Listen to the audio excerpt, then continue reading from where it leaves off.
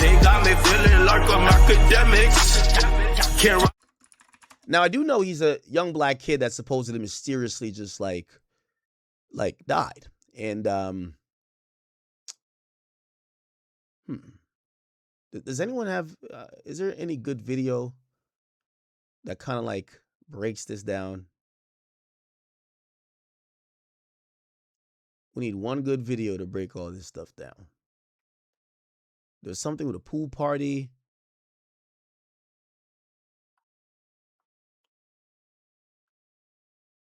Let's see.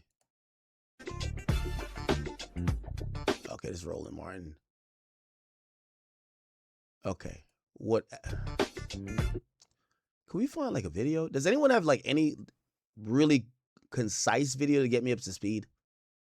We're a little bit behind when it comes to Nolan Wells, so we're trying to get back up to speed. Let's watch this episode. So now to the latest on the mysterious death of Nolan Wells. For the first time since Wells' body was found, we're hearing from a friend of the 18-year-old who was with him on the day that he died. Trayston Shepard, who says that he was with Wells on the 4th of July, but declined to speak on camera because of the threats that he says he's been receiving. We did no wrong here, and we don't understand how we're getting so much hate behind it. We all cared and loved Nolan, and nobody wanted to see Nolan die. Nobody wanted to see his life be taken so short. All right, Kajachi, and also legal analyst and attorney Brian Buckmeyer join me now for more. So, Ike, what more are we learning about why Wells stayed behind and didn't go back to the mainland with his friends? Yeah, Kira, this has really been at the center of everything. This question, why did Nolan Wells stay behind when everyone else decided to actually leave the island? Well, now we're here. Okay, Law and Crimes look like they have a good breakdown. New clues emerge in Nolan Wells' Mystery Island death. Okay, so from what I'm hearing, I'm getting up to speed. He's an 18-year-old college athlete. Apparently, him and his friends go out for July 4th. They supposedly go to some island or something of the sort, and apparently he dies. Let me get a little bit more. We're going to start tapping into this. Obviously, it's an open investigation. People want to figure out what the fuck happened, and people do think it's suspicious because I think he's like maybe one of the only black kids around a bunch of white people. So people are like, what the fuck? Let's get into it. On the shore of an island. They're only getting muddled right now. Here we go. A lot of new updates in the strange death of a teen on a boat trip to celebrate July 4th. The mysterious circumstances surrounding him being left behind, his body eventually being found. Now, big red flag. Y'all left him behind? Like, you can't be friends if you leave somebody behind, right? Washed up on the shore of an island. They're only getting muddled right now. So we're going to sift through all of it and bring you the very latest. Welcome to Sidebar, presented by Law and Crime. I'm Jesse Weber.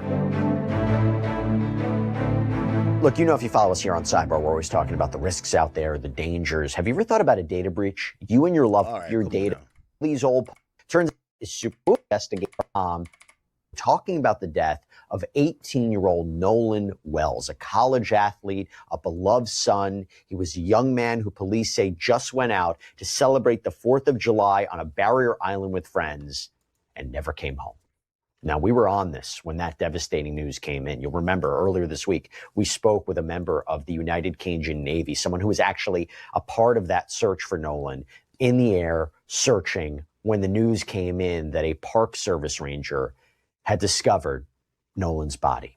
And since then, there have been some big updates that we got to talk about. As a matter of fact, the case has gotten so much attention that even some notable names are weighing in, calling this case a tragedy, but praying for justice, praying for transparency.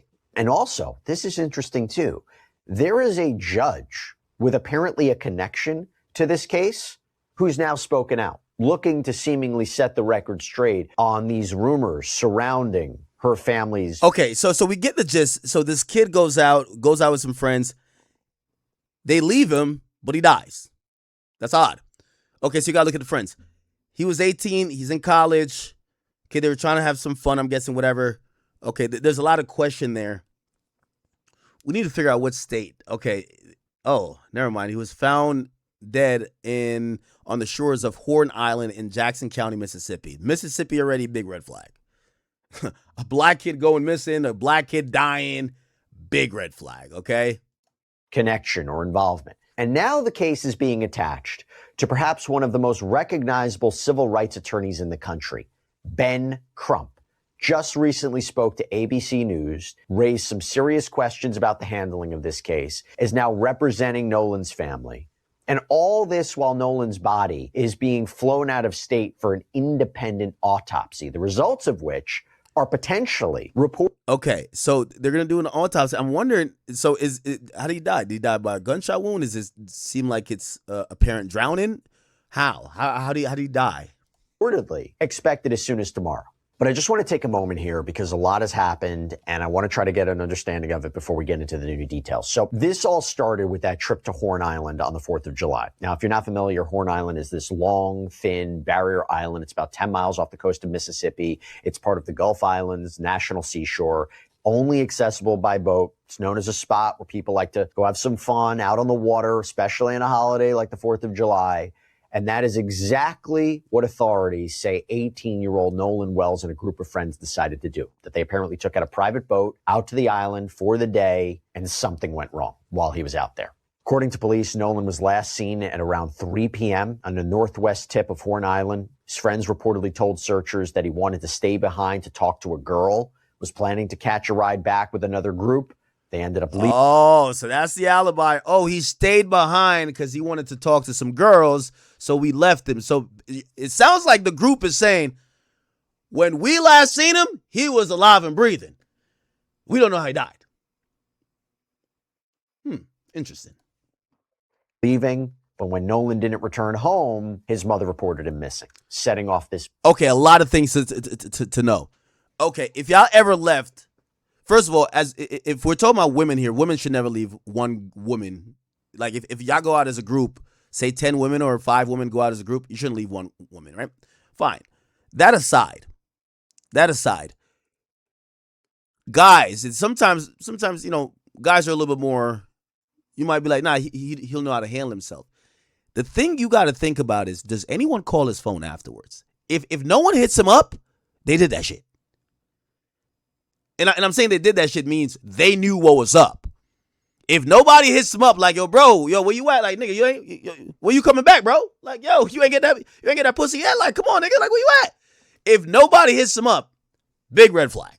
Now, again, I'm making some assumptions because I don't have all the details, but I'm trying to play this out in my mind too.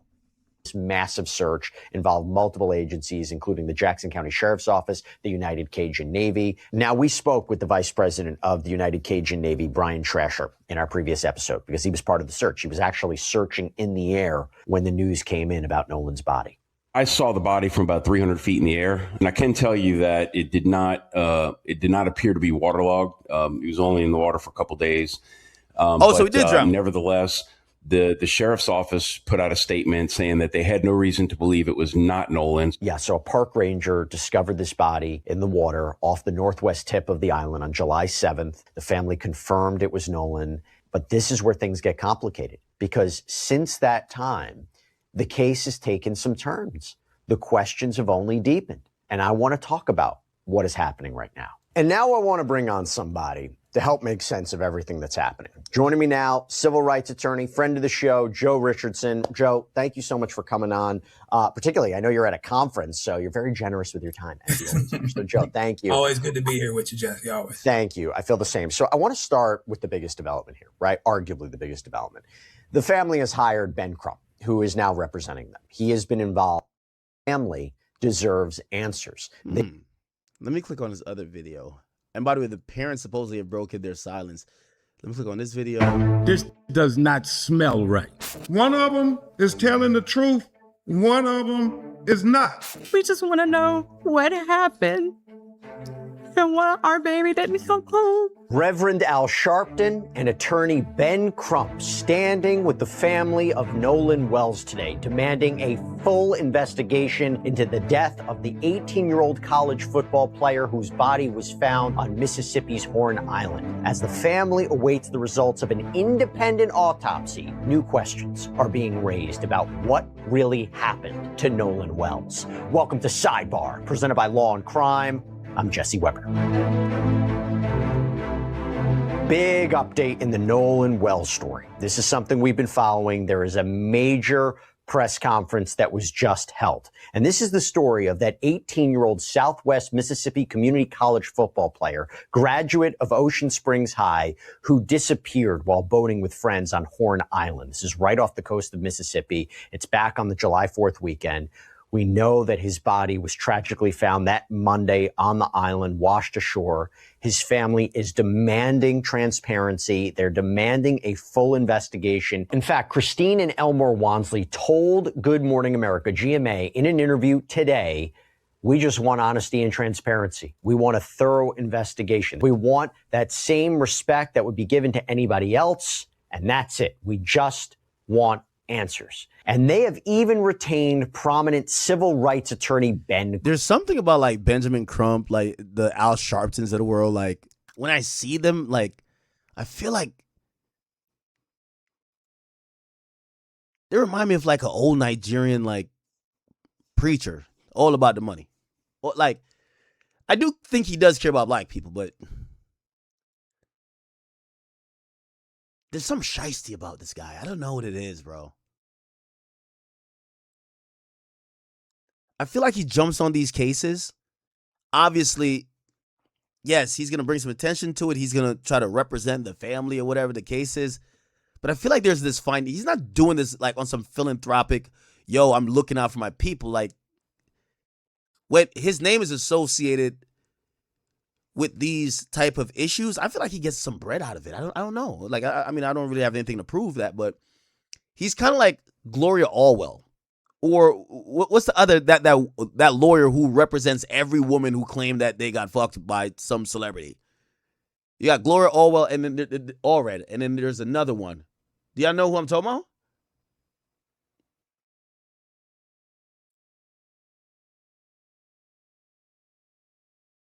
No, I wouldn't say Busby, because Busby's pretty new on the scene. He just started doing like these press conferences. Y'all know what I'm talking about. There's another woman who does it.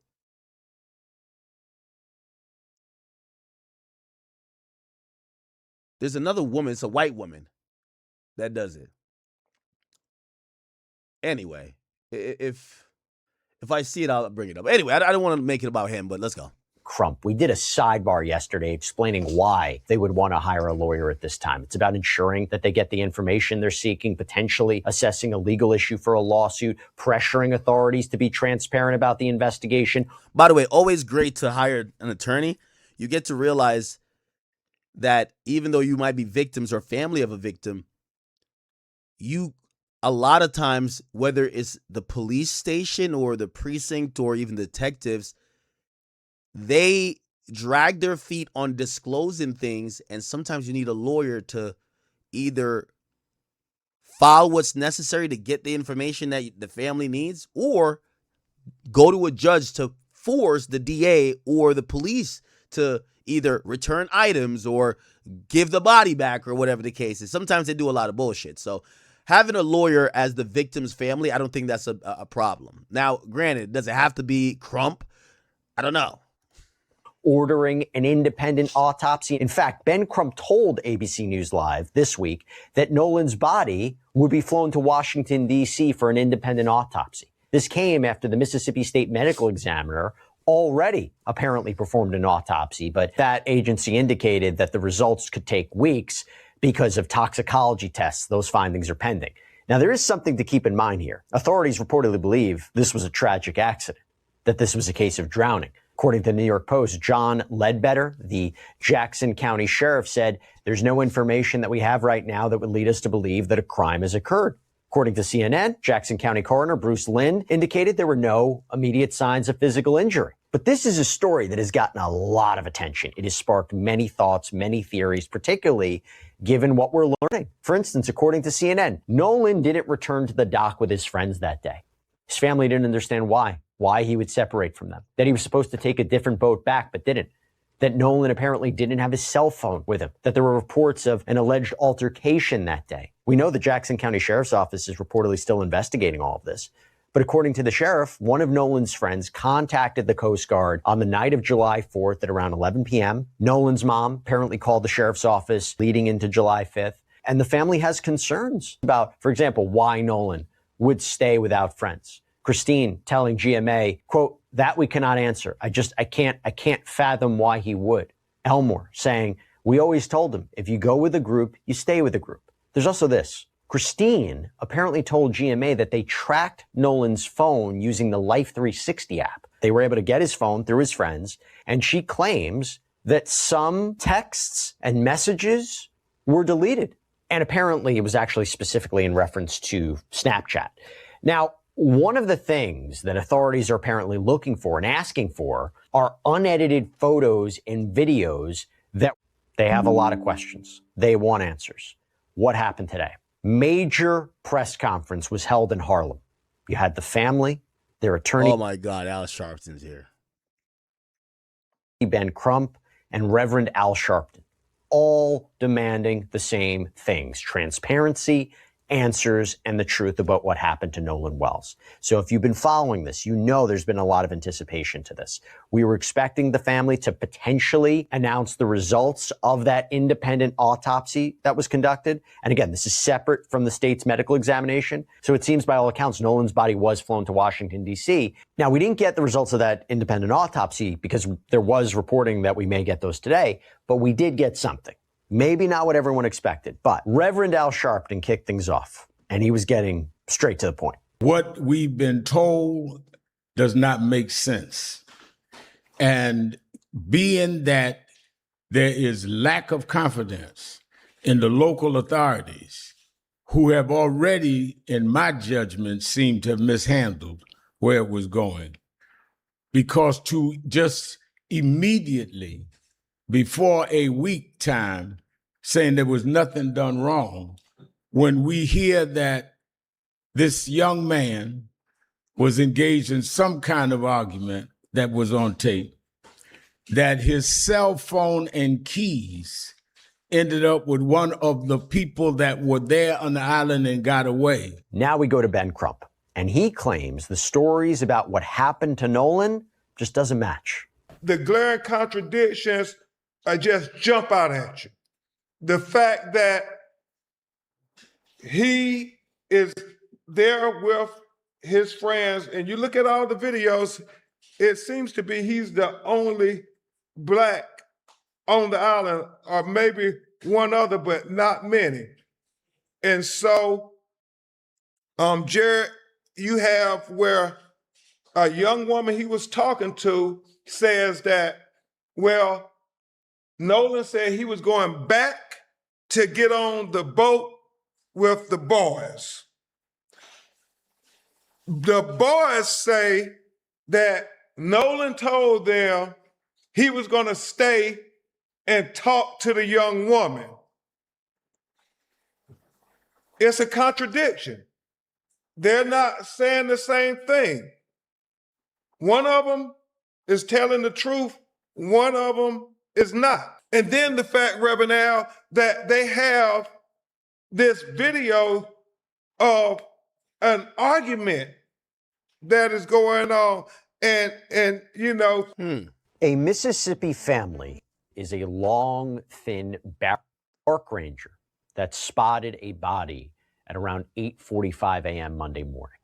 Authorities haven't officially released an identity. They're apparently still waiting for DNA test results, but media outlet WAPT in Jackson reported that the coroner said there's no reason to believe it's not Nolan. According to TMZ, the body was in the water near the northwest end of the island. WAPT also reports that an autopsy is planned for today, Tuesday, and we could learn a lot more once those results are released, but that could potentially be weeks from now. In the meantime, his family is just trying to come to grips with the fact that this happened, that this young man, a college sophomore known for showing the president also. I want to thank our family, friends, community, United Cajun Navy, local law enforcement, and everyone involved for all the love, support, resources over the last few days. His father, our family, friends, and I are absolutely devastated. Heartbroken for my sweet son, who is always willing to cheer and uplift others. Nolan was a special soul. God took his time creating our son. I ask that you please give me and my family time situation. But since then, a friend did set up an official fundraiser. We're going to put a link to it in the Is he crying? episode notes. Of integrated apps that to the next level by consulting with an Odoo expert today.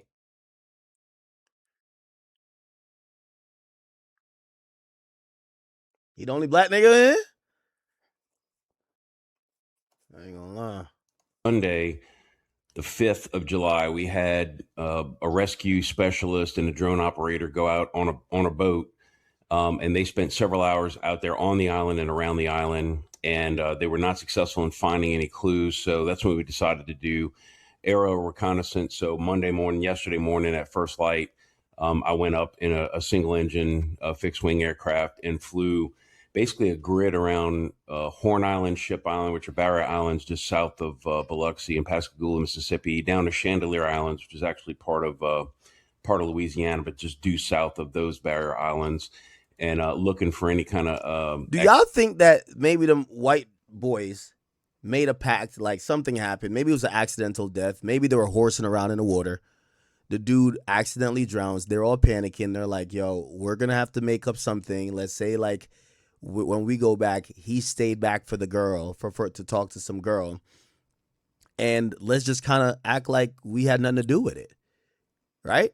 Now, here's the thing. Let's say if something like that did happen, it kind of looks, the cover-up is going to make, let's say it even was an accidental drowning. The cover-up is going to make it look like this was deliberate, right? And again, we're just kind of, we're just throwing shit at the wall at this point, but yeah. So they said they had his phone? What do you mean they had his phone? Oh, if they had his phone, oh yeah, this stinks. Oh yeah, this stinks. If they had his phone, it stinks. Oh, wow.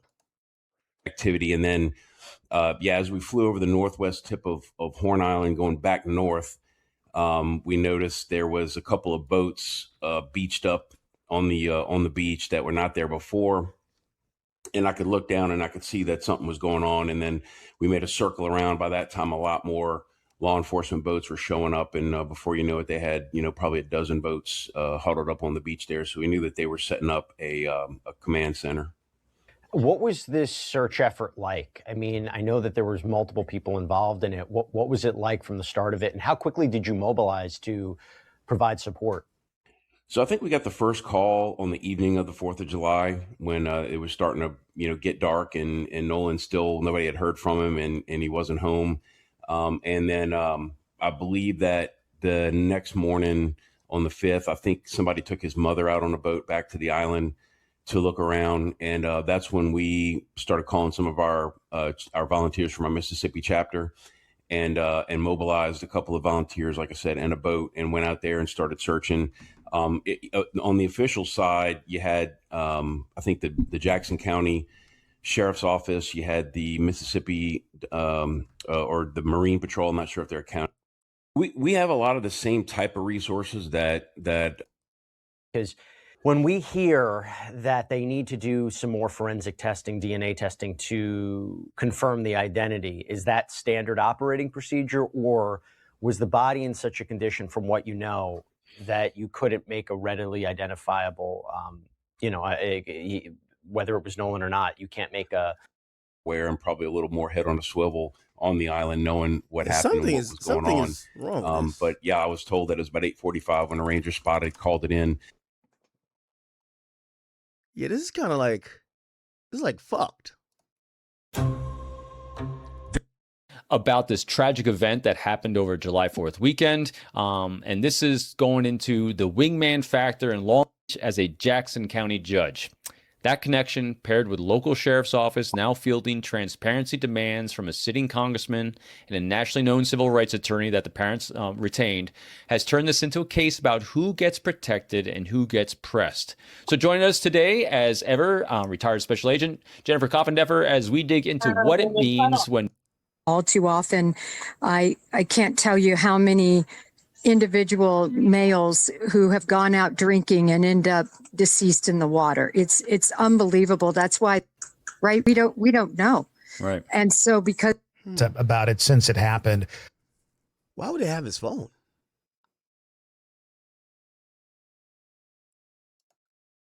Well, now we're hearing from someone who was there that day. His childhood friend, Trayston Shepard, said that the boat that they came on experienced an electrical issue and they had to go back to shore because of that. And he says Nolan told the group he wanted to stay behind because he met a girl and planned to catch a ride back on another friend's boat. Now, Shepard described this trip as one last hurrah before everyone scattered back to school and work after this holiday. There were about 300 people on that island that day. A lot of them were high school classmates. They knew each other, and they wanted to spend this time as just one big party before everyone dispersed wherever they needed to go. But according to his friend, Trayston Shepard said that this wasn't anything sinister at all. It was an 18-year-old who wanted to have fun, but Kira, as we know, that 18-year-old Nolan Wells never made it back to shore. Well, and Brian, Trayston also addressed the viral video investigators, have been looking into, saying he's actually the one yelling, not Wells. How crucial is that? Kira, I think it's very crucial in the sense of now we know who's yelling, why they were yelling. So there's a video supposedly that we're going to look at the video in a second. According to Trayston, it had nothing to do with what Nolan Wells was doing. Instead, giving us a description that a stranger was kind of getting in his face and he was yelling at him. This closed down one avenue of investigation. And while that might be heartbreaking, that Yo, Lead Clinton 730, thank you for the 10. It says, yo, dude can't even talk proper English. I think he's talking about Crump. He said, and he's an attorney? Nolan's cooked. Well, Nolan's dead. So the black kid died. Just to catch everybody up to speed, it looks like this 18-year-old kid goes out, they get a boat. This is in Mississippi. There's this long strip of like, kind of like this island. They go there, they're probably drinking this and third. It's probably like a really hangout spot for like, probably young kids. And what happens is that all the friends come back without him. And their story is, well, he told us to leave him. He was going to go talk to a chick. So his body was found washed up on shore, or like it was found by like a park ranger or something. And now they're trying to figure out what happened to him. Now the chat has told me that apparently they had his phone. Wait, so that's the oddest part. If he's going to stay behind for the girl, why the hell y'all got his phone? That makes that. It doesn't give us an answer. Eliminating possibilities as to what happened will hopefully steer us in the right direction, finding the right reason. Okay, so this is how the island looks, if you're wondering, right? So probably certain boats that are kind of low could go there. It's probably like, it's an island that's not that high off of sea level, happened. And then going back to something that Ike said, I hope that with Trayston saying Wells was there talking to a girl, that we can get a description of that girl, what she was wearing, who she might be, and follow up on more questions. Wait, nobody knows the girl? Oh, hell no. So then, Brian, at this point of the investigation, it's the autopsy that I know we're all waiting to hear about, because we're trying to see if he drowned, and maybe you could be like, he looked like maybe he just got too drunk. He couldn't swim or something like that. The parents would know if he could swim, right? Or maybe he got hit in the head and shit, they just fucking threw that nigga overboard. Because that will definitely help us try to figure out what exactly happened, right? Yes, the autopsy is probably the next step and probably the biggest step in determining what happened here. Autopsies do two things. It tells you the cause of death and the... I see you guys typing on King Academics. Could he, the island's flat. Could the guy swim? I see some people saying he was a good swimmer. Of death. It could be any number of things in terms of being... Somebody says nobody knew the girl name. Really? A homicide, an accident. I don't believe it's going to be a natural death, but that determination is going to be important. But then also, of course, the cause. What caused Nolan Wells to die? Is it strictly the drowning? Was it something else? Is there blunt force trauma? That's going to give us a lot more answers and hopefully some questions that lead to the ultimate question and answer of what happened to Nolan Wells and how did he die? All right. Ike, Brian, thank you both. Okay. Interesting.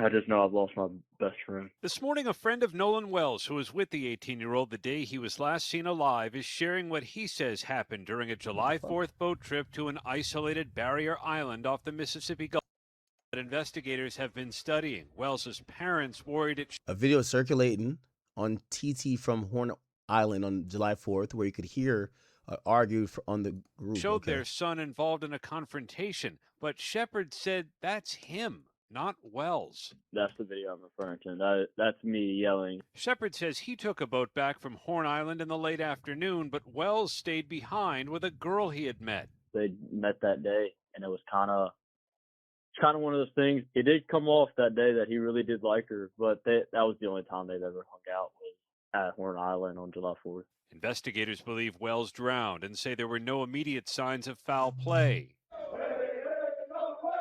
But there is goes on. Tristan. Okay, I don't know why I can't hear that. Well, now we're hearing from. That's interesting. Well, now we're hearing. Yeah, this is a really interesting Peaceful case. protest calling for more transparency in the Nolan Wells investigation was held Saturday evening in Mississippi. The parents are seeking answers about what led to the death of their son. Wells' body was found after a 4th of July boat trip with friends to Horn Island in Mississippi. Yo, Hemi, I see you in the chat, bro. Speculation after his friends returned from the trip without him.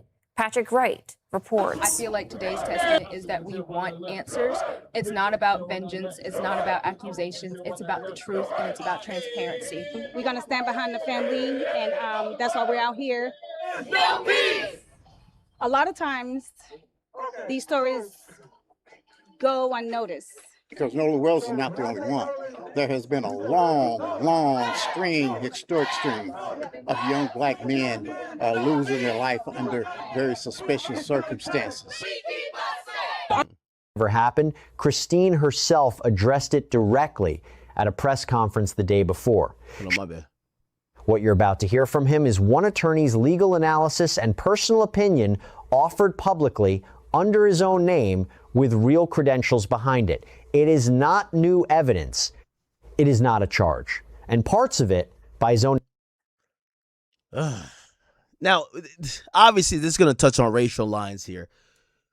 Obviously, what Martin Luther King dreamed is that, we wouldn't look at a picture like this with a bunch of white dudes and one black guy and be like, damn, I hope he's okay. Or we're doing the fucking Get Out thing. We're like, yo, brother, you good, brother? So we hope that that's not a thing. But it is kind of awfully suspicious that he gets left by these guys. Yeah, something stinks about this, right? Admission are speculation rather than established fact. We're going to walk through his argument carefully, and we're going to be clear the entire way through about which parts are legal reasoning and which parts are simply his own suspicion. But we're going to start where this update actually starts, with the people who showed up in person to ask for answers. Who's that? Before that Saturday gathering ever happened, Christine herself addressed it directly at a press conference the day before. She asked people to keep things peaceful. She said Nolan wasn't someone who liked fights and that he really didn't even like arguments. She told people not to go out there trying to be tough and asked them to think instead about what Nolan himself would have wanted. She said he would not have wanted that kind of behavior and asked everyone to keep things peaceful and respectful toward one another. By all accounts, that's exactly what happened. People held signs, they prayed together. A group known as Israel United in Christ marched past the intersection and down Government Street before returning to the crowd. The people who showed up offered their own reasons, in their own words. A 19-year-old named Nicholas Madison said the goal of the day, for him, was simply to make sure people said Nolan's name. He talked about the importance. Let me go get a Red Bull, chat. We'll get a Red Bull. Of young people showing up to events like this, calling them the backbone of the community's ability to push for change. Older residents came out too. Quanta Green, describing herself as a mother of 2 sons, said the case hit home for her personally. She said she wanted to come out and support the family and let them know the community stood behind them. Biloxi resident Gordon Jackson made a similar point, saying Nolan Wells could easily have been his own grandson. He also connected this case to a longer, painful history, describing what he called a long, historic pattern of young black men losing their lives under suspicious circumstances. Another attendee, Arthemius Walker, framed his reason for showing up around Unity itself. He said he wanted to see the community come together with real cohesiveness and a shared understanding of what's actually going on. Among those who spoke was a local resident, Jaron Lowry, who had a personal connection to Nolan that went back years. Lowry said his own daughter played basketball with Nolan when they were children. Later, Nolan worked for Lowry's business, renting out water slides and bounce houses. Lowry recalled Nolan telling him, when he first came looking for the job, that his parents had told him he needed to earn his own money. Lowry said he told Nolan, in turn, that he wanted him to make good choices once he got to college and to set himself up for a lifetime. Nolan's response, according to Lowry, was simply, "Yes, sir." Lowry said that kind of respect, in his words, is rare to find in kids today, and that it reflected directly on how Nolan's parents raised him. He was also direct about what he believes this case is actually about. He said, plainly, that it isn't about the color of anyone's skin. It's about the facts, whatever those facts turn out to be.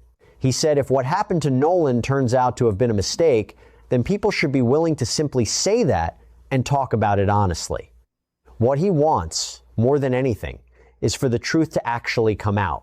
He closed with a direct message to Nolan himself, wishing him rest and telling him he'd done everything he could while he was here and that he'd done a good job of it. I think it's worth sitting with the scale of this gathering for a moment. This wasn't a handful of family friends holding a small vigil. This was a genuinely cross-generational crowd. Teenagers standing alongside grandparents, people who'd never met Nolan personally, standing alongside people who'd known him his entire life. That range in age and in personal connection says something about how far this story has traveled beyond the immediate circle of people directly affected by it. A death that started as a single family's private tragedy has become something an entire region feels some ownership over. Speaking as an outside commentator guessing at how the system works. He's speaking as someone who used to be... Reporting live from Hypers Club, Fight Plus News, I'm John Abba. Following the latest surrounding the mysterious death of Nolan Wells, a black teen in Mississippi whose body would be found washed ashore after his friends allegedly would leave him on a remote island, a former Mississippi judge is now speaking up and highlighting some key issues he sees with the case. According to former judge, now attorney Carlos Moore, who served in a municipal court in Mississippi for a little over 6 years, someone should have been arrested by now for several different reasons. Moore, who would end up being pushed from the bench. Wait, has his death been ruled a homicide? I know there's an autopsy that was done clearly by the DA or, the state. Was it ruled a homicide? They wouldn't arrest someone if there's no homicide. I know there's going to be an independent autopsy, but they have to get this thing ruled as a homicide first.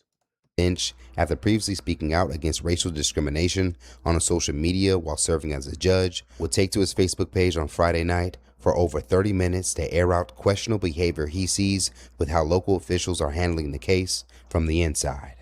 It's time out for playing games. It's time to know the truth from someone well versed in it that has actual experience. I've worn the robe, the black robe, and I've presided over these trials. Chat, there is a possibility that homie just legit drowned. I think the circumstance, I know people saying, if someone just said in the chat, if his friends were black, nobody would care. Well, I think the other circumstances kind of make it a little bit iffy too. It's like, why would y'all leave one guy? That one guy ended up dead. Why y'all got his phone? How don't y'all know the mysterious girl he was trying to, like, those things make it sound sus. Trials or preliminary hearings, arraignments, and initial appearances.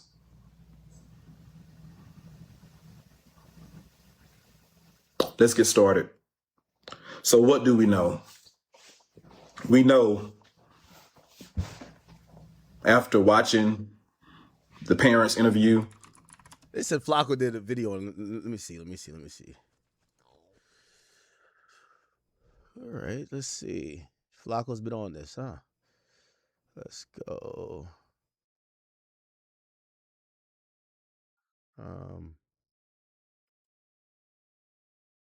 Okay, here we go. This Nolan Wells murder investigation just took a dark turn. And we have more information and apparently new details from people that was there that doesn't make sense at all. It feels like when one lie don't work, they come back with another lie. And when that lie don't work, they come back with another lie. But somehow all the lies, even though they're inconsistent, they have one consistent thing. It's Nolan's fault, guys. It's not our fault. Man, cut it out, man. The more you guys talk, the more y'all expose yourselves. Nolan Wells' grandfather, who, by the way, is a retiree in the Air Force, he proposed a question on Facebook. Now, he believes that Nolan Wells' body essentially was placed there because the discovery of the body doesn't make sense. He goes, too many unanswered questions.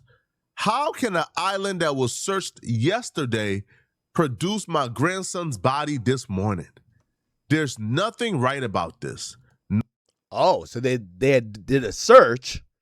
I guess people were like, yo, we haven't seen this kid. They searched the island. I wonder how big the island is. And then the next day, his body pops up. Odd, definitely odd. But of course, it could be he drowned and his body finally washed ashore, right? Remember, there's tides and stuff like that, and current. Nolan Xavier Wells deserves the same things that people he knew and associated with will enjoy in life. This is very important right here. How was the island that was searched yesterday produce my grandson's body this morning? We were not on the island. We were in the air. And from your understanding, was the body, again, believed to be Noah, was it found in the same area as where the 18-year-old was last seen? As I appreciate it, was within close proximity to that northwest corner of the island. Let's slow that down for a second because that's deep. Now, there's been speculations on where the body was found. The grandfather family said the body was found on an island, on land, not in the water. It was found on land, on the island. Grandfather brings up the fact that, they had drones out on day one. They had a huge man team on day one. They had planes on day one. They had a lot. They had a lot of resources on day one. And by day one, we're talking about on July 5th, the following day. They were searching from like 6 a.m. to like the nighttime to find that body. So if they couldn't find it on day one, and they searched that entire island, they searched that entire body of water, all 15 miles, but the body just magically popped up the following day, it doesn't make sense at all to the family. Now, I'm no expert, so please, bro, right? I'm no expert. I don't know about currents. I don't know about the body floating up. I don't know, right? It could very well be expected for the body to be underwater, then float back up and get washed up on shores due to the currents. I don't know. I'm not an expert. I'll leave it up to you guys who know more about that stuff than me. But the family is saying it doesn't make sense and it's suspicious. Was that body placed there? Or was it always there? Or did it just wash up on shore? I don't know. But the family is very suspicious. Now, if you hear like the captain, I guess, of the Cajun Navy, this is the group who I guess went out to search for Nolan and discover Nolan. They tell you how thoroughly of a job they did. They tell you how much resources was put into this from day one. So it's pretty improbable that they wouldn't find that body on that island quickly. Can you walk us through the timeline from the moment that Nolan was reported missing? Sure. So to the best of my knowledge, again, I didn't get a call till that next day. As I appreciate, late that evening, Nolan was on the beach. The vessel that he came with left. And from there, we don't know what happened, right? Again, I'm just a volunteer, I'm running volunteer operations. I'm not law enforcement. So what happened really isn't what I'm looking for. What I look for a search is that last known location, and then specifics about the area or specifics about the person. Knowing that northwest corner of Horn Island was what we call the LKL, last known location. From there, we looked at the weather conditions, tidal conditions, wind conditions to come up with a plan, come up with a grid on what we could do. As within 30 to 45 minutes of when I got notification of him missing from the family and then from the mother, we had surface vessels, that's boats, that were in the I'm gonna area. speed this up a little bit. I see starting somebody to on Kick search. say, "Yo, We speed this also bitch up, had bro." 2 drones that were in the air, as well as boots on the ground on the island doing a manual walk to look for Nolan there. They had boats to check the water. They had planes to check the area. They had manual walkers. They had drones. And that body was nowhere in sight on day 1. Day 2, the body is now in sight. Now, again, I do want to be clear. I'm not saying the people who were searching did anything wrong, because no, those are superheroes. They did their job. I'm saying, was the body moved? Was people in possession of... Oh, my nigga Flacco doing the Candace Owens. My nigga Flacco's coming up with the theory, right? Yo, shout out to Candace Owens. Yo, y'all see Candace Owens popping right now? On the mysterious death of Nolan. Look at this. Candace Owens. Bro, I just seen her on live earlier. Nigga, she had like 300,000 people watching, nigga. Candace Owens? Bro, I ain't even gonna lie to you. Charlie Kirk getting fucking like spliffed was the best thing that ever happened to Candace Owens, my nigga. Nigga, she's made up every theory in the book. Nigga, I love Candace Owens, but Candace Owens refuses to just admit, yo, some fucking lunatic just spliffed that nigga. That's all that happened, gang. Yo, she's blaming the wife. She's blaming the Mossad. She's blaming Israel. She's like, yo, maybe Trump got him out the way. Yo, it's J.D. Vance who wanted to fuck her. Gang, it's not that deep. They spliffed that nigga Charlie because he was talking that fuck shit. Well, actually, he wasn't talking fuck shit, but like, this nigga had a different political opinion and killed him. She don't want to hear none of that. She's analyzing bullets. She's like, yo, why did this not happen? Yo, trust me. And I ain't gonna lie, it's been paying in views. She's been getting hundreds of thousands of views. Actually, millions. Millions and millions of views, but like hundreds of thousands of people watch her live. And you get to realize people always want to feel like there's something bigger than maybe what it is. You know? And was she actually give me a second.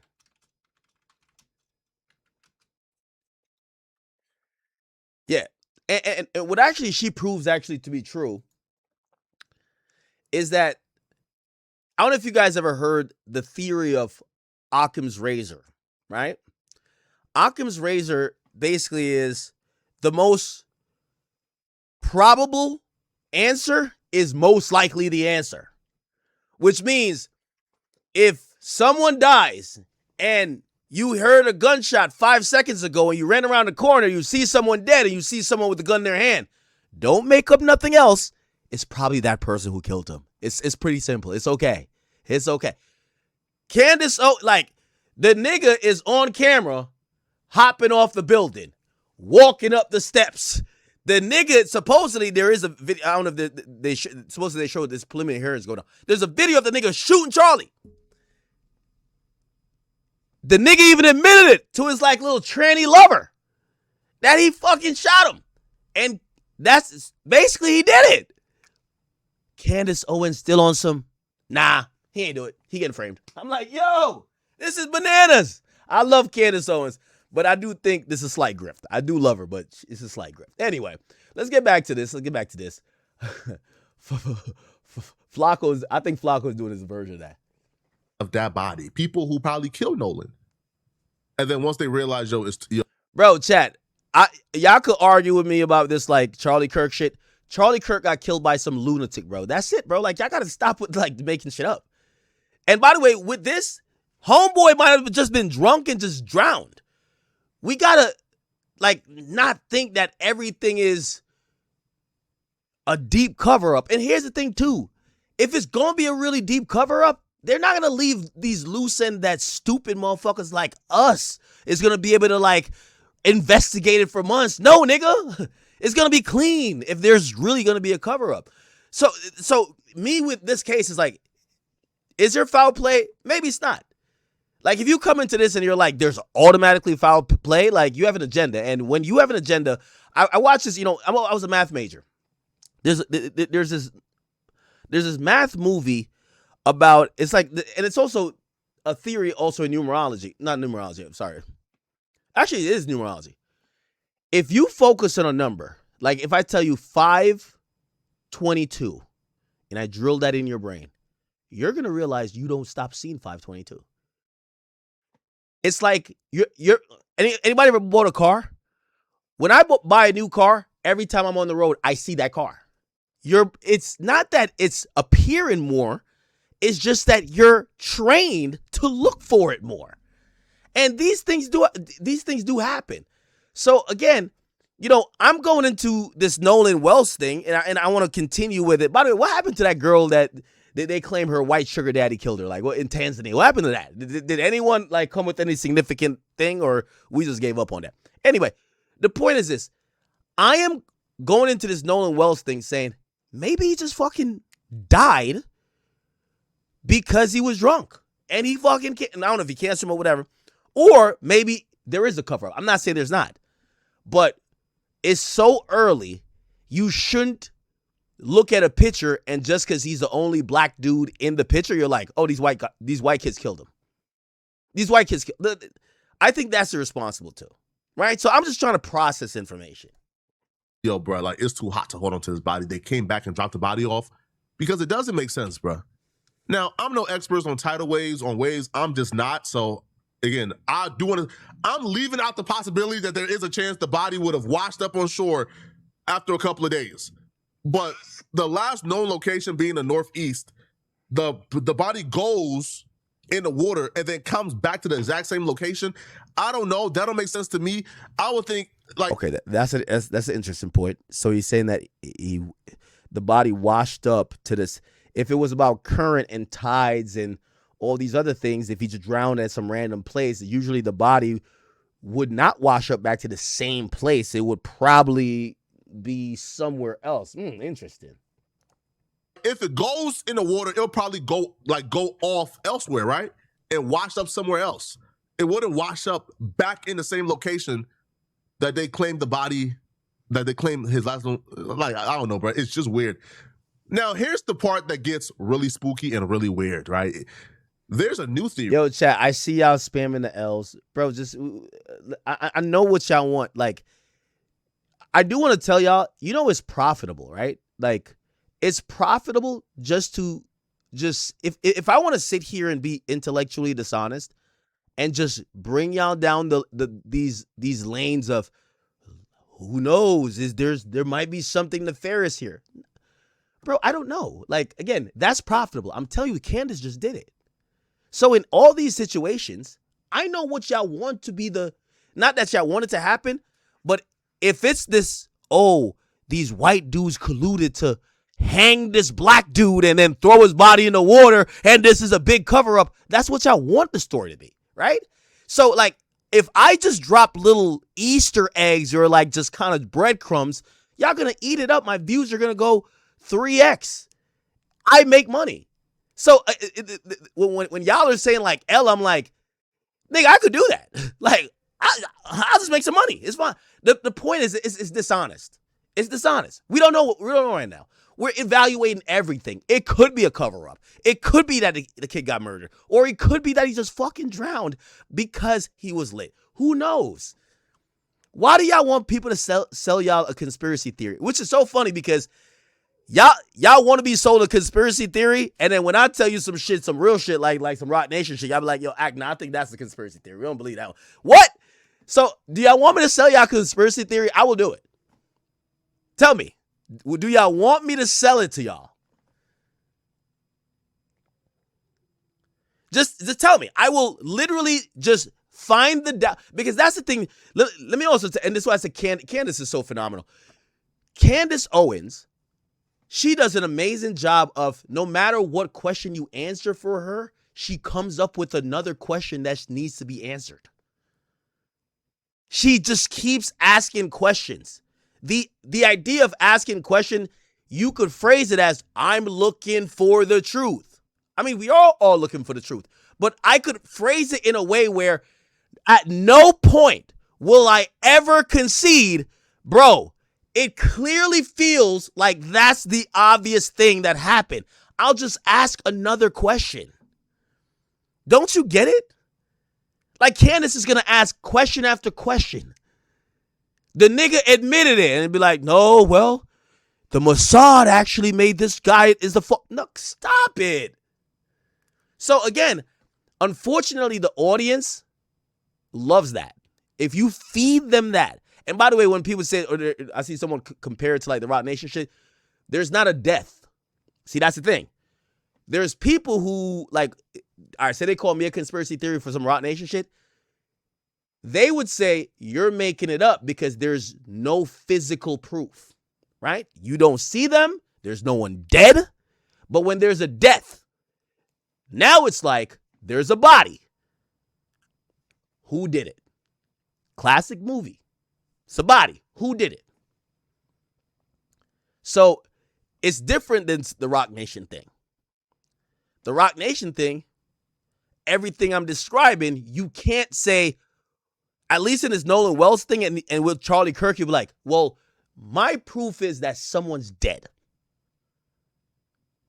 When you start there, you could build off of that. The thing with the Rock Nation thing is like, okay, they haven't sued me.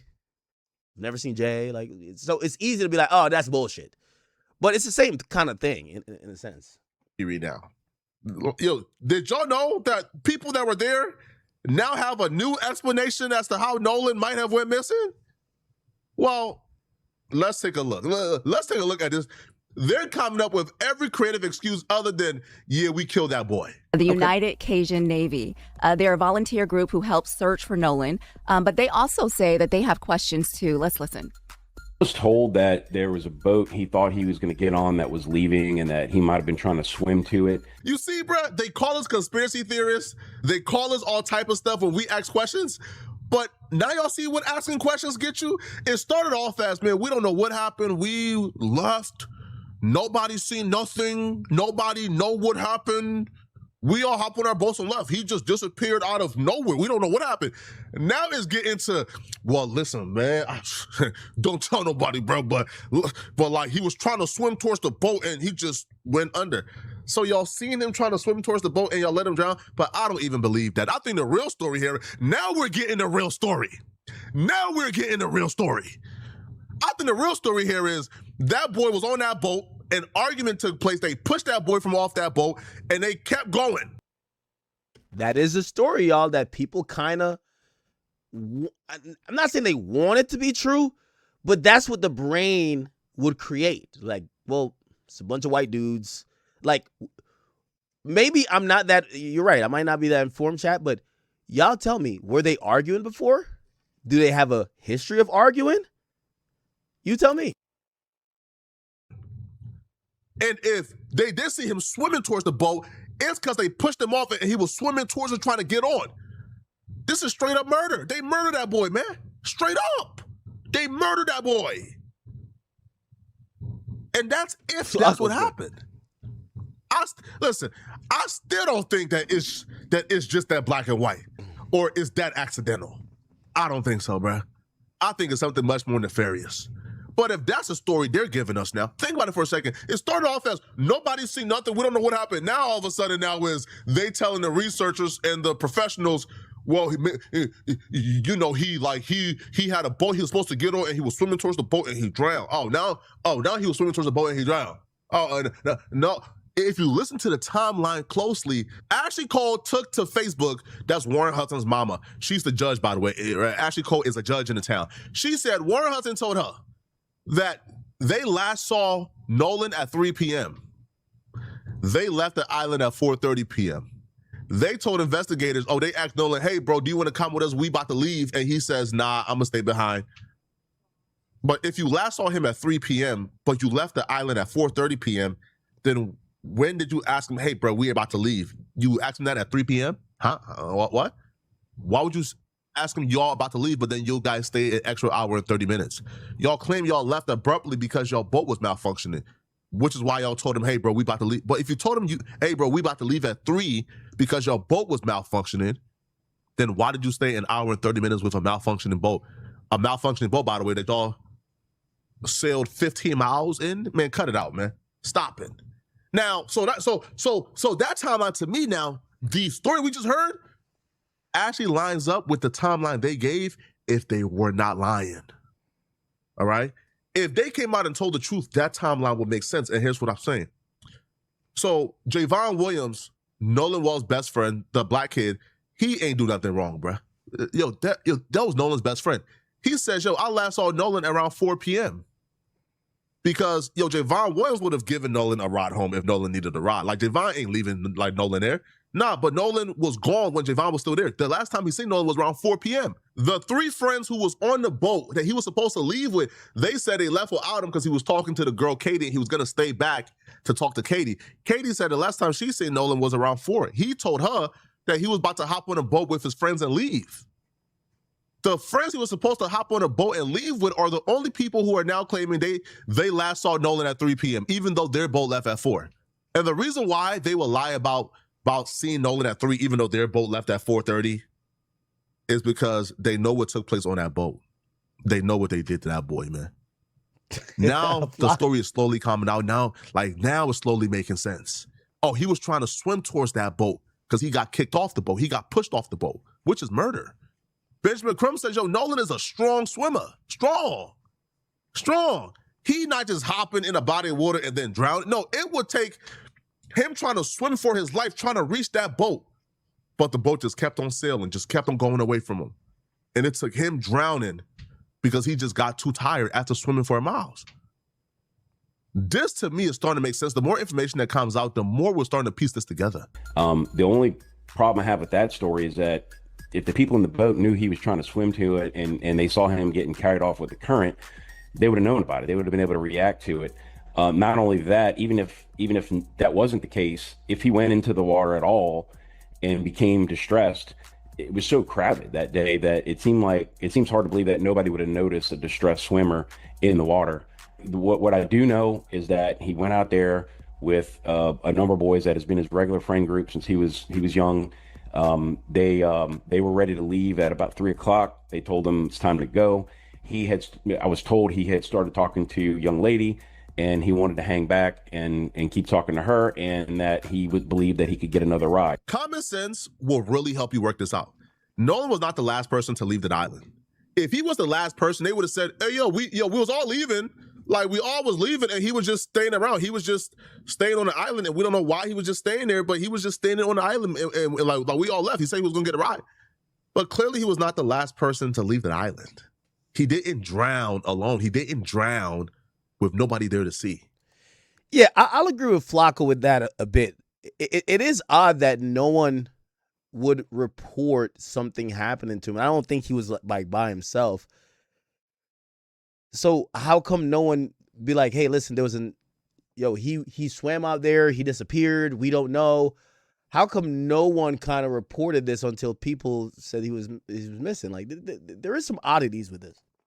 Because if that's the case, again, they would have said, oh, yeah, he was the last person on the island. Like, oh, we were the last boat to leave the island. He was still there when we left. Someone would have came out and said that. So clearly that's not true. Clearly it's not.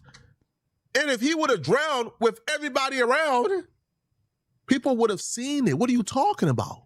It was a packed island. Clearly what happened was from that video, that kid was on that boat. He was pushed off that boat. And So that's what I'm saying. So Flacco is kind of going with his own theory. He's saying he was pushed off the boat. Again, the autopsy is going to tell us a little bit more.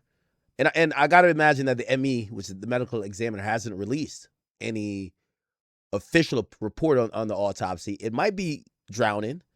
It might be some other cause. And the body being pushed overboard is some other stuff, right? We'll find out. He tried to swim to the boat, but he just kept on sailing. And eventually, bro, he was too far out and he drowned. We know that he was with his friends. And they went out on Horn Island, as Charles said. He was the only black teenager that was there. And, all of them came back safely on the boat with his cell phone, Harvey. But Nolan's body was found washed up on the shore on Monday morning. His family is not accepting that it was an accidental drowning. They haven't been told anything, but that's been the suggestion, and they're not accepting that because Nolan was a college football player. He was a superior athlete. He was in great fitness and condition, and so for them to try to say, well, what that got to do with him swimming though? By the way, supposedly, I don't know if randomly recently I was looking up the death of. Do y'all remember Naya Rivera? She used to date Big Sean. Big Sean made the song "I Don't Fuck With You" about her, and she had died. She died. She drowned while like her 4-year-old son was on the boat, and supposedly like I think she may have had a drink or two, but it was like a lake, and apparently like it wasn't out of the ordinary for her to be swimming, and she still drowned. So the idea of because you're a good swimmer or you're used to the water, granted, I get it, she's not a college football player, but people do drown. We got his phone, but we don't know where he's at. That's the huge red flag right there. We got his phone, we don't know where he's at. Come on. And then he turns up dead. They are not accepting it, and there are so many questions, so many contradictions. That was Benjamin Crump earlier today on TMZ. Benjamin Crump has been brought in to lead a private investigation into Nolan Wells' death. I say Nolan Wells' murder, but maybe I'm just too pessimistic. But yeah, I think he was murdered. But yeah, he's right. Yo, if this was just one or two things that ain't make sense, but the entire story is contradictory. The entire story doesn't make sense. Hit the Exit says, I never believed the Naya Rivera story. What do you mean you don't believe it? Do you think she got killed too? Yo, her 4-year-old son was on the boat. And then you take into consideration things like, yo, his phone was left with the very same people. And apparently the kid, so Naya Rivera's kid, corroborated the story. She said the kid actually, I don't know what age kids could talk and shit like that, but the kid, when talked to by investigators, was like, yeah, I saw mommy and blah, blah, blah, blah, and matched what they believe happened. So, there was no foul play on that. People who claim they hadn't seen him since 3 p.m. Huh?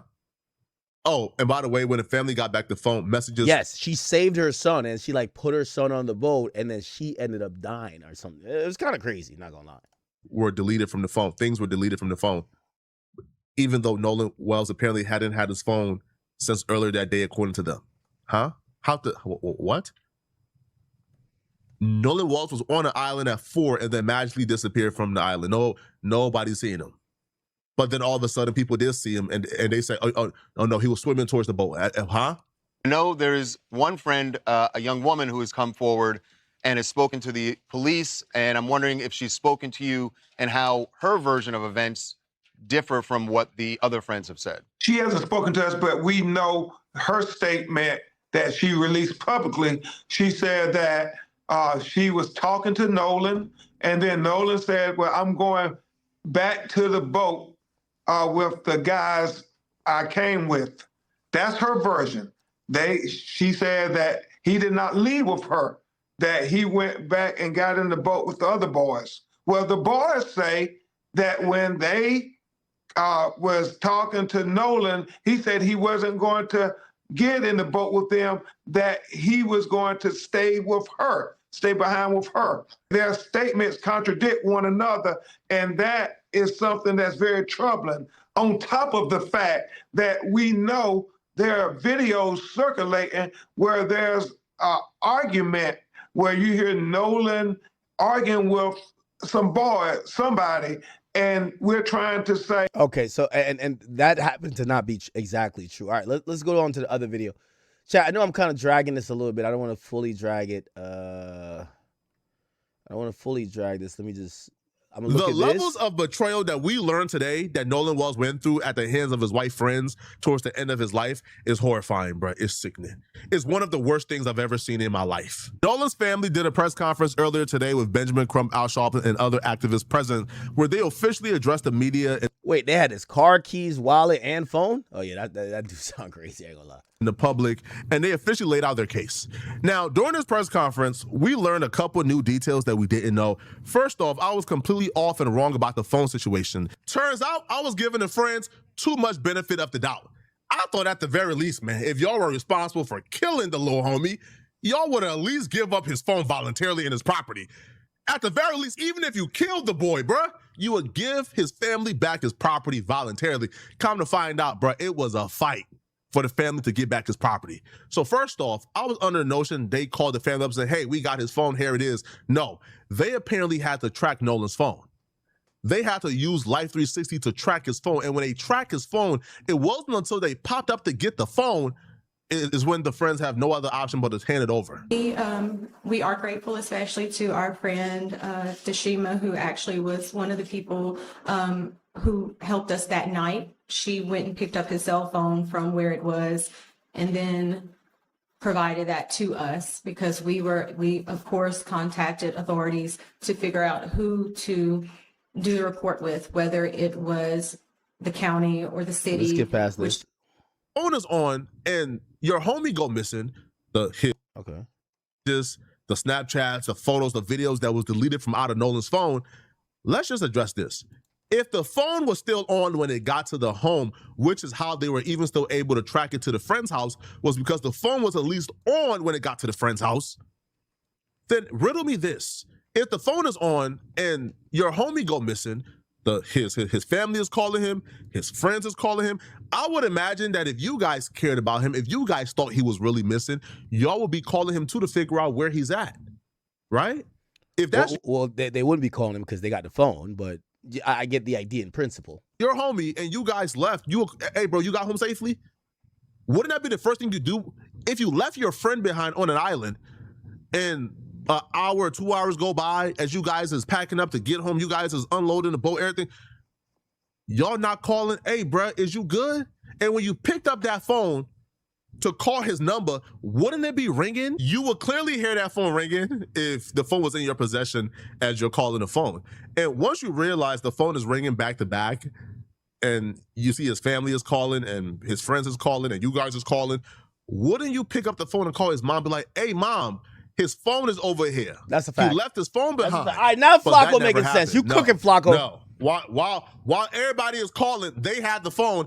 It took the parents having to track the phone back to their house and pulling up before they could get the phone. To me, that's suspicious. That's sketchy.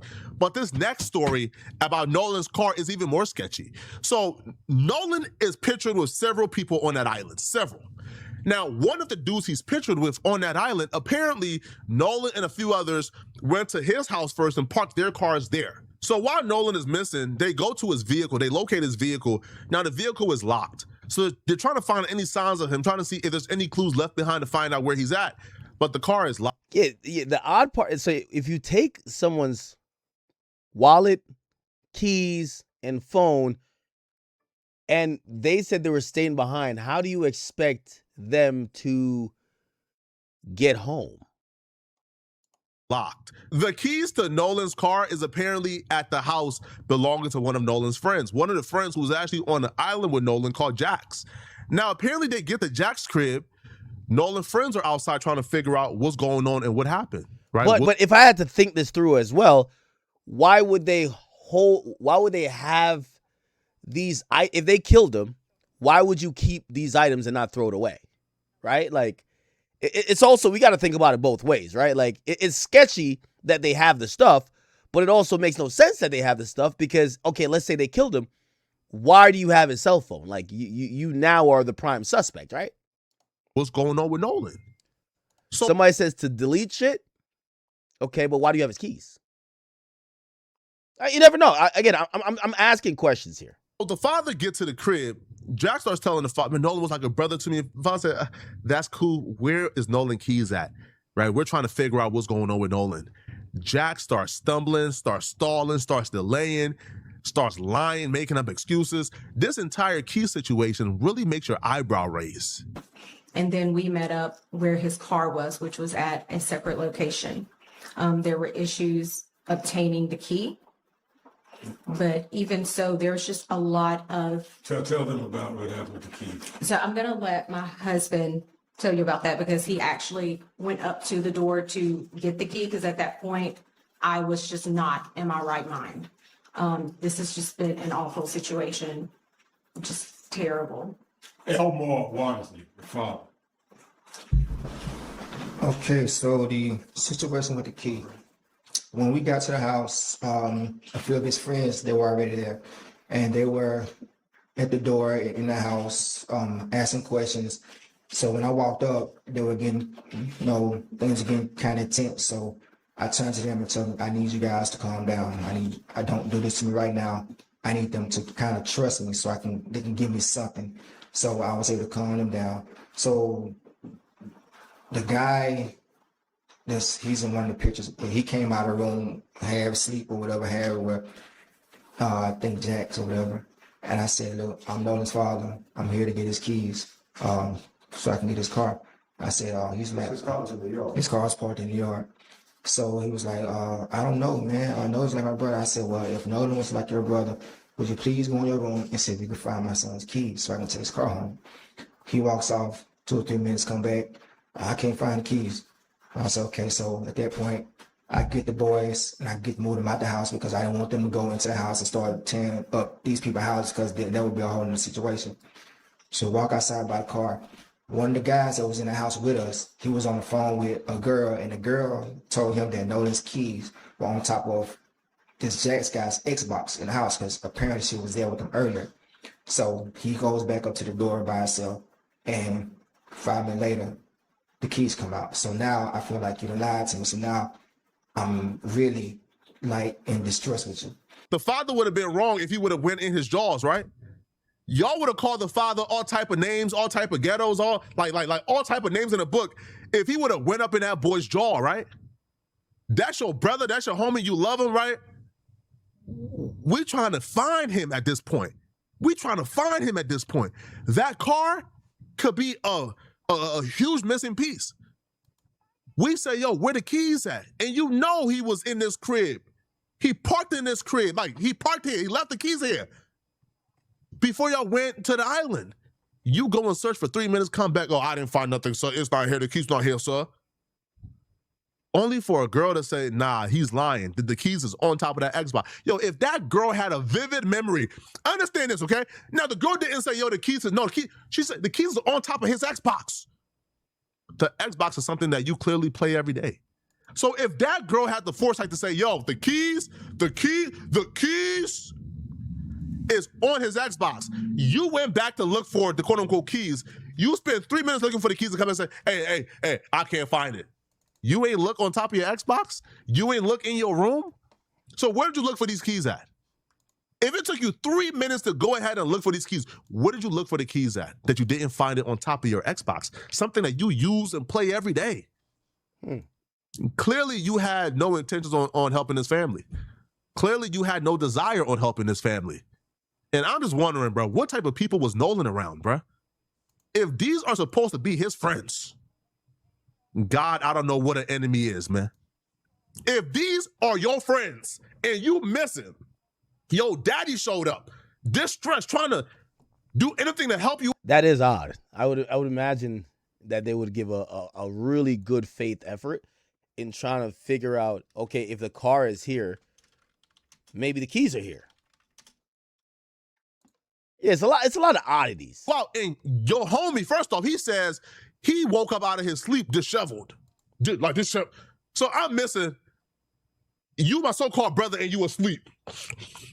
Right? No care or worry in the world. You wake up, hey, bro, can you get Nolan keys? It's not here, so well, I can't find it. 3 minutes later, man, all right, man. Now, it gets worse, okay? So the mama finally addressed the deleted messages and deleted images and videos. Now, apparently when the mama got the phone back, they went through the Snap. Now, the Snapchat is where Nolan was communicating with these dudes at.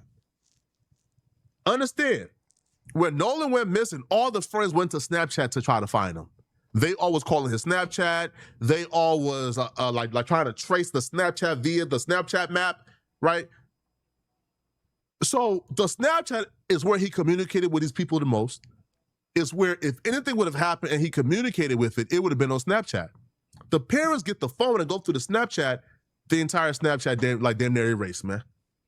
Like, yo, they can't find no recent messages. They can't find no recent pictures. Nothing. That's odd. That's strange. Like, what do you mean? Like the Snapchat is wiped clean? Who wiped it clean? Nolan was dead, right? So when we made it home, my sister and I actually went through Nolan's cell phone, particularly Snapchat, because that is so popular with the children. And when we opened it up, there was nothing. There were no saved pictures. There were no snaps from that day. And we did open it before the 24-hour expiration. So we found that very concerning, only because anyone who's ever been around Nolan will tell you at social gatherings. Wait, did they find the phone after they realized he died or before he died? No. Stupid question or stupid thing. Before his body was found? Because my understanding, there was a couple days, right? And his body washed ashore. So the 24 hours would have been the next day after the white dudes came back. And if she's saying, oh, the 24 hours didn't expire yet. So basically she must have had the phone before his body washed ashore, right? Does that make sense? He's taking videos, he's taking pictures, he's even come up to me when I'm getting ready to go to bed. Hey, Mom, come on, take a picture of me. You know, like that was Nolan. So that's why we feel that things may have been deleted, was because of the fact that there was nothing in either one of his accounts. The next part actually makes that look a little bit more suspicious. You see, if you want to say, listen, man, he didn't take no pictures and videos that day, that's not suspicious, cool. But he didn't send no snaps that day, he didn't message nobody that day. That's like somebody coming and discovering your phone after you go missing and then seeing you didn't message nobody all week. That's the equivalent to an 18-year-old not sending no messages to nobody. They communicated on Snap to meet up for the beach. Sorry, the Horn. How did they get his phone? Like, these are questions that he didn't answer. How did they get his phone? Island.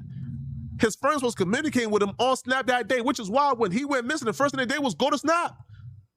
So where are the messages from the friends at that day? So he didn't snap nobody. He didn't send no messages to nobody that day on Snapchat. Clearly not, bro. Clearly something got deleted. Now, why? Who knows? But Benjamin Crump did say they found or they got in. Now, here's the good part about this.